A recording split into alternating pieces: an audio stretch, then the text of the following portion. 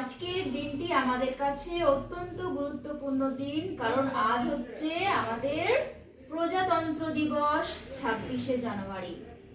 তাই আজকের এই শুভ দিনটিতে আমাদের বীর বিপ্লবী সংগ্রামীদের স্যালুট জানাই। জয় হিন্দ, জয় হিন্দ, জয় ভারত, জয় ভারত, জয় হিন্দ, জয় হিন্দ, জয় ভারত, জয় ভারত, জয় হিন্দ, জয় হিন্দ, জয় ভারত। জয় ভারত।